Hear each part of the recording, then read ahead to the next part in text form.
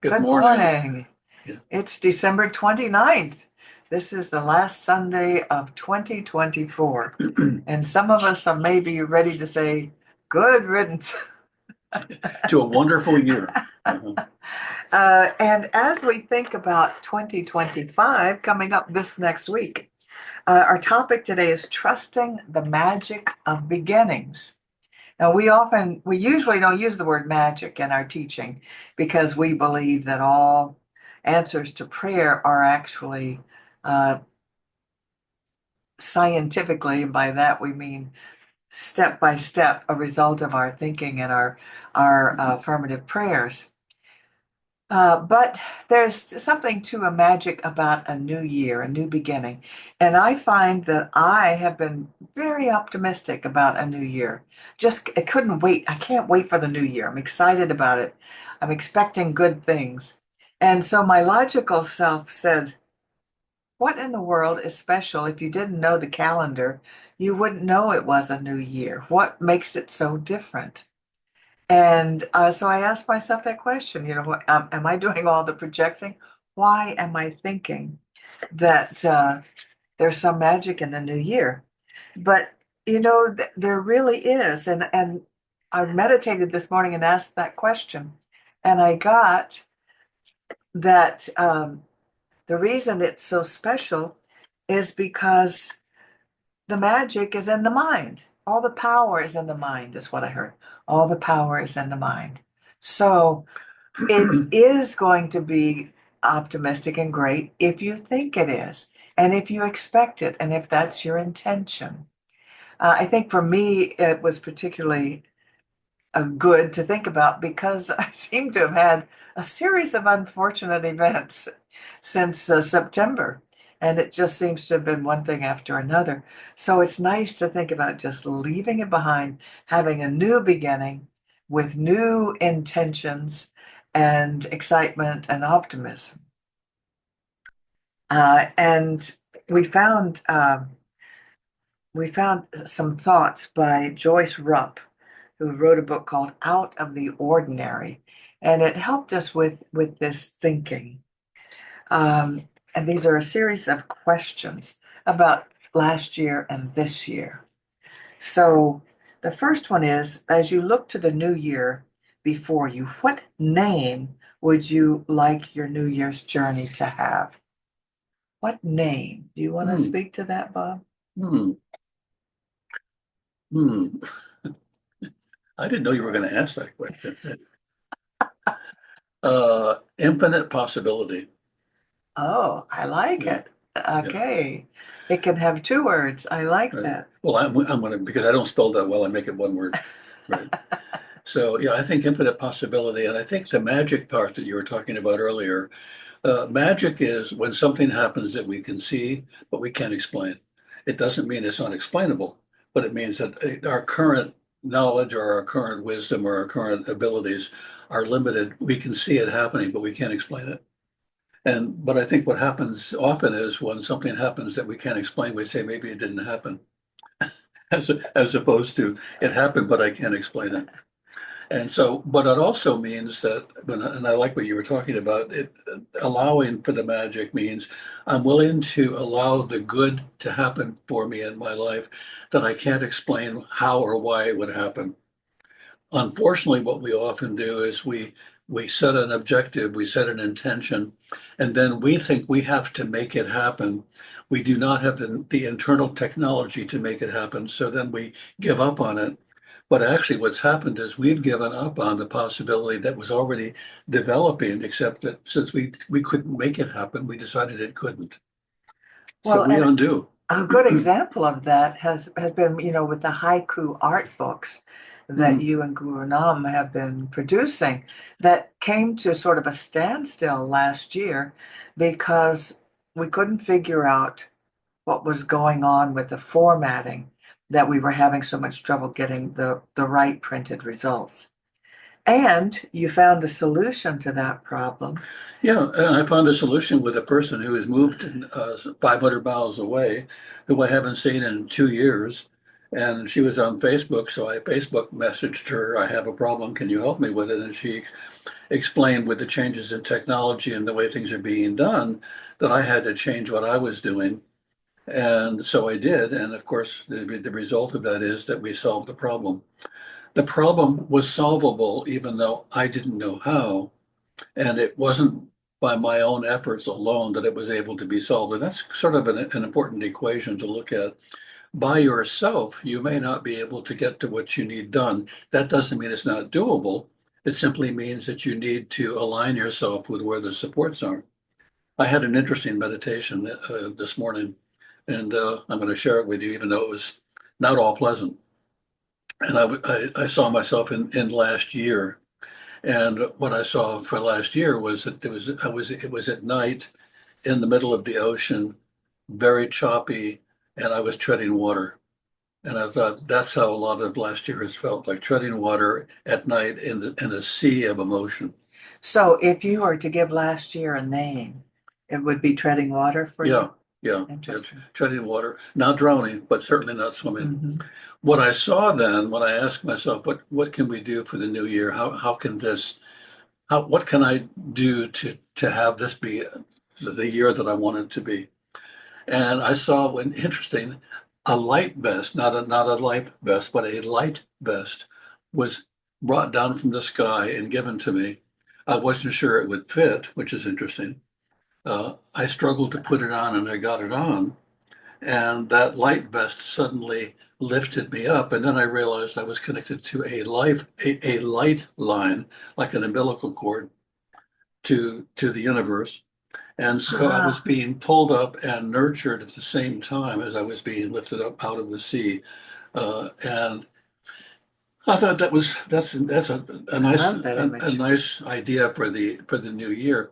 But I didn't invent the best.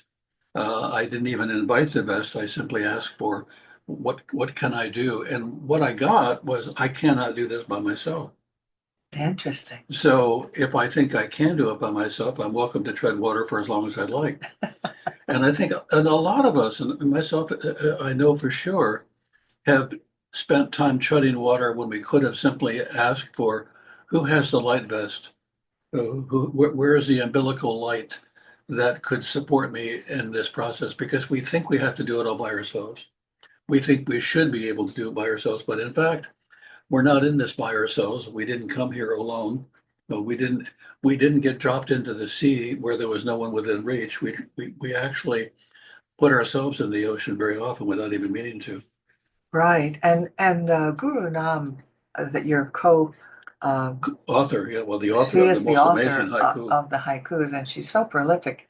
And so I'm looking forward to this really taking off with more books. I know she's got plenty ready to go, and you've been creating lots more art. So I'm looking forward for this being a really productive, successful year. Yeah, and I think one of the things that you have to look at, we look at things unfortunately without the wisdom of future vision. So we look at things almost with hindsight vision as opposed to Mhm, looking at things mhm. with current vision. So, we got our car totaled this last year. That was just one of the several things that happened is that our car was totaled. At the same time, we had looked at our finances and said, we don't need this car, not now. And it's an Now, we addition. had done that before Yeah, and it's the an crash. additional expense that we don't need. Things have changed in our lives. We don't need it. And there's no way we can sell it. It was a leased car, and because And they wouldn't cancel they the wouldn't, lease. yeah. And I said, "What's it going to cost to get out of it?" "Oh, $5,000. I'm going to pay $5,000 so I don't have to make car payments." So I said, "Okay, we could afford to keep We'll it, but keep it. we wanted to economize and direct our money in different ways." So what happens is a truck drives into us. That certainly doesn't seem like a good thing. And It the didn't feel good. yeah, no, It no, hit my side, well, that part was my okay. broken arm. Yeah, it wasn't all bad. It wasn't my side. So, so, so the insurance company totals the car, wipes it out, and at the end of the day, it costs us $400. It's $400 instead of $5,000. Damn, this is a good thing. But I think we have to keep looking at life as having a conclusion that could be good that will work out rather than drawing conclusions based on past experience, unfortunately, often drawing on past experiences that didn't work out to decide what is in fact happening to us. And so, we're very good at the worst case scenarios and remembering them when they do happen and then using them in the future. So this is a real lesson, I think, in try not to draw any conclusions about how bad it could be based on what's happened, but how good could it be? What could happen to you? Is there a light vest that's been given to you that you haven't put on yet? Yeah, exactly. So some more questions you might want to ask yourself is what gifts do you bring with you into the year before you? Do you have an open mind about something now that you may have closed in previous times? But think about it. You have lots of gifts. What are they that you bring with you? And do you find any resistance within you? I myself have been surprised again at my optimism for the new year. Mhm. Uh, and and I like that feeling, obviously. I mean, it feels much better than pessimism. And I don't find any resistance within me, but then I'm such an optimist anyway, usually. So I'm glad to have that back. And what is your greatest need for the coming year? What is your greatest need? And that reminds me of some humor I heard. It says, my prayer for the new year is a fat bank account and a thin body. Oh, I'm sorry. It starts with Dear God. Dear God, my prayer for the new year is a fat bank account and a thin body. Please don't mix them up like you did last year. And that would be my prayer as well. Don't mix them up and give me a fat body and a thin bank account. So we also need to think about our last year, because I think everything that happens to us happens for us. Yes. Even if we cannot see, I mean, it can seem like a disaster Well, and that's really or clear in the terrible. story I just shared. Yes, it It is. really it articulates it beyond my wildest dreams Yeah, that we couldn't the possibly have worst planned possible that. the worst possible thing that could have happened was the absolute best thing that could happen. We're not injured. We have an extra parking space if we need it. We're good. Yeah, we have more money in our bank account every Yeah, month. yeah, Yes, that's right. quite a bit more actually. So, so we need to also look at that last year and what would you name your last year? Like Bob named as treading water. Right. What would you name it? Well, mine was too much time in the outhouse. And how would you describe it to one of your friends? I wouldn't say It's that. it's this is kind of a nice closing of the year Yeah, exercise. yeah. And what image or metaphor would you use to talk about it? You came up with being in dark ocean water. Hmm. So what metaphor or image would you give it? Who were your wise persons? Did you get any wise counseling? And what was most satisfying about the year? These are good things to think about as we enter a new year. Well, and I think for me, the most satisfying thing was something I wouldn't have expected. You see, when life is going pretty good for you or going well for you, you can easily lose touch with the source of your good. Yes.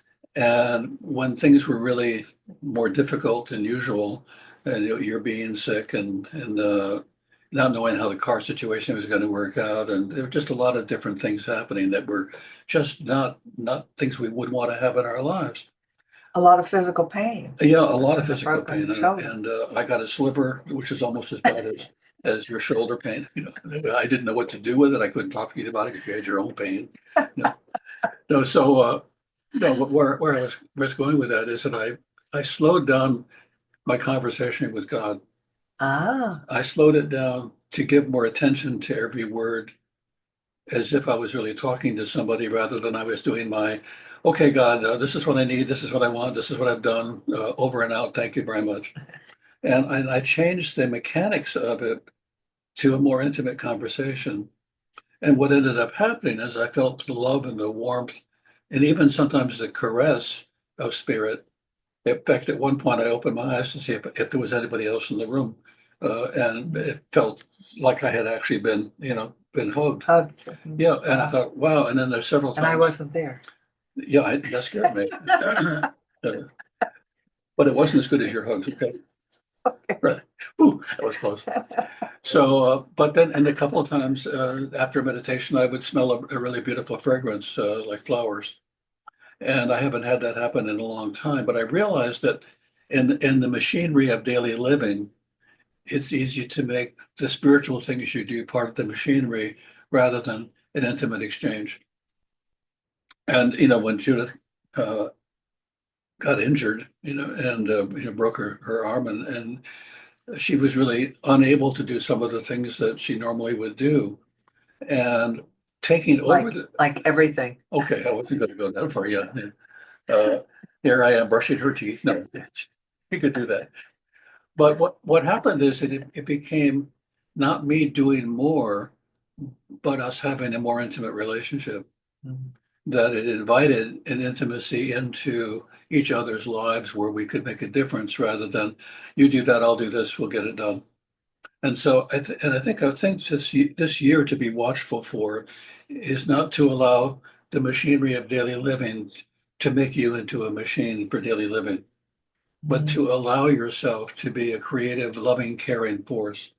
I think it's one of the first things that I came to love about Rumi when I read Rumi's poems is that Rumi was an endless romantic, but there was that quality of romance in his writing that was both authentic, empowering, and intimate. And we need that. We really need more intimacy in our lives. First off, with ourselves, and then secondly, with whatever we're doing, we need to have more of a connection, allowing ourselves to not name it and leave it, but to embrace it and connect with it. So I would say if this were a year for anything, it would be a year for connecting. I love that. Connecting with source. Yeah, yeah. Yes, I like it. And seeing source as reflected in everything that's going on rather than there's source over here, when I meditate, Right. and then there's all of this crap in the world I have to deal with, which Right. it's not, It's it's not, easy to do. yeah, it's easy, but it's also not true. It's also not true. No, that's true. And I want to share some ideas, a way of thinking about next year and what you would like that it does not involve getting thinner or richer. What else is Which there? when I checked in on mine, those come up every year. So it's nice to have some alternatives that are experiences of feeling rather than physical things happening. And this again comes from Joyce Rupp in a book called Out of the Ordinary. So this is her prayer. She says, "Faithful companion." That's what capitalized, like a name for God. Faithful companion, in this new year, I pray to live deeply with purpose, to live freely with detachment, to live wisely with humility, to live justly with compassion, to live lovingly with fidelity, to live mindfully with awareness, to live gratefully with generosity, to live fully with enthusiasm. Help me hold this vision and daily renew it in my heart, becoming ever more one with you, my truest self, with a capital S. So I love that. And it's a reminder that the new year is about a new way of being, more than what we want to get this year. Mhm. And I think that's really what we all want, regardless of what we get, is to experience life fully and with joy. And I am thinking of the new year with excitement, anticipation, which is nice. Yeah, and think about what you have that you want to share both mentally and physically in your life. There may be things that you have that no longer have the same value for you, and it's time to find a place for them that has value. There may be ideas and thoughts you've had that you haven't shared that if you were to share them, they would grow, they could be nurtured. And so this is a time to go through your mental closet and ask yourself, what have I got in this closet? What do I need to move forward? What do I need to let go of? And what can I share? I was looking around in our living room, and we have a lot of things we've collected over the years, and particularly for myself, years and years and years ago when I had a gallery, I would collect ceramic pots and beautiful things. And I'm looking at the shelf, and there's actually five things on the shelf, and there's room for two. And so I thought of one of the staff people that I work with. She's an elder person who is just really very kind. And I asked her if she likes ceramics, and she said, "Sure, yeah, I love ceramics." I said, "Okay." So I brought her in one of my pots, and I said, "I've had this for 50 years, and I think it's time for it to have a new home." Well, I had no idea how much she fell in love with it, that she would. And what was interesting is when I saw it through her eyes, it became brand new again. And for her, it was brand new. And so, but what that brought to me was, are there things you have that you've had that you've stopped seeing the value in them that you can share? I don't just mean that in the material world. I mean that in the non-material world too. Are there dreams, are there stories, are there experiences that you can share that you haven't bothered to share because they've been around on the shelf for a long time, Mm. and maybe it's time to take some of them off the shelf and share them. I was just amazed at how much more it meant to her than I would have thought. And for me, at the very basic level, I'm clearing the shelf so that it's no longer crowded. On the other hand, I found somebody who found joy in something that I had. I got it. So it's time for us to wrap up. So I'm going to share a screen right now to thank you to invite uh, your financial support for our teaching and for our ministry with the Center for Spiritual Living of the Palm Beaches. And so if you go to this, which is our website, cslpalmbeaches.org, and click on the second button, Ways to Donate, it will show you how to do it. We like to do this affirmation because, again, we are affirming that our supply is enriched and multiplied. And as we give, we do receive. We need that circulation. So it's recommended that you give to the source of your inspiration for the increase of your financial good.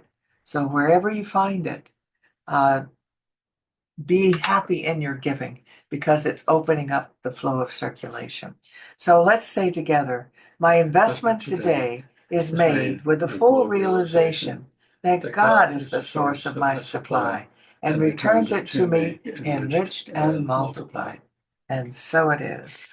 Now, I shared that story with you, and You want to just go stop ahead. everything? No, yeah, just stop to share. Stop everything. You want to stop the recording? Yeah, I'm recording.